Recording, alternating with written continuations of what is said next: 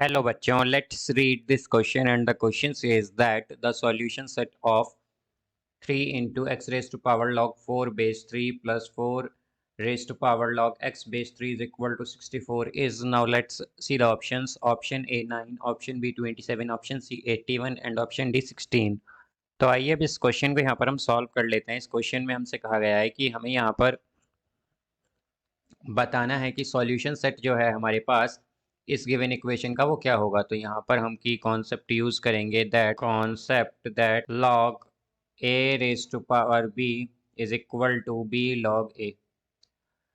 तो यहाँ से हम अगर देखें तो हमारे पास क्या आएगा, हमें गिवन है यहाँ पर 3 into X raise to power log 4 base 3 and plus 4 raise to power log x base 3 is equal to 64। ये हमें यहाँ पर गिवन है।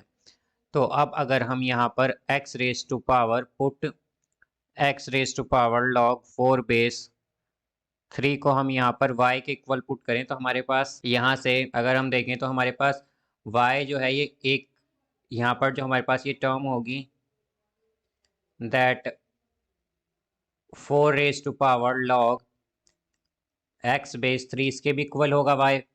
अगर हम y को यहाँ पर इक्वल लेते हैं x raise to power log 4 base 3 के, तो y जो है हमारा वो इक्वल होगा 4 raise to power log x base 3 के, बिकॉज ये हमारे पास आइडेंटिटी होती है। तो यहाँ से अब हम अगर देखें तो क्या आ जाएगा, ये होगा 3y plus y is equal to 64। तो यहाँ से y ये हो जाएगा 4y इज इक्वल टू 64।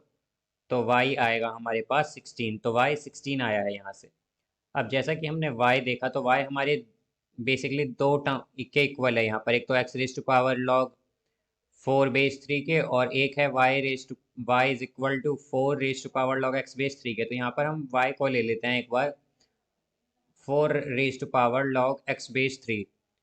तो यहाँ से ये आएगा 16 इज इक्वल टू y हमारा है 4 raise to power log x base 3, ये लिया है हम। तो अब हम जानते हैं कि हमारे पास आइडेंटिटी होती है x। तो यहाँ से अब अगर हम देखें तो 16 क्या होता है, 4 का स्क्वायर, तो ये होगा 4 square is equal to 4 raise to power log x base 3।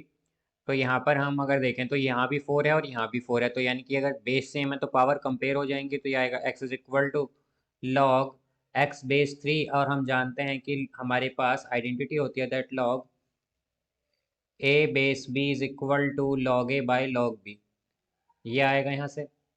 तो ये होगा हमारे पास 2 is equal to log x by log 3, ये आएगा यहाँ से। तो अब अगर हम देखें तो ये होगा यहाँ से that 2 into log 3 is equal to log x।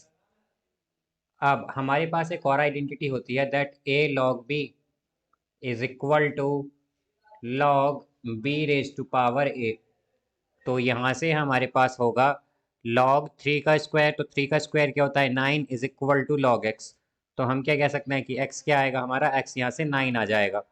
तो यहाँ से x की वैल्यू क्या है हमारी, x की वैल्यू है 9। तो इसका करेक्ट आंसर होगा हमारे पास ऑप्शन ए 9।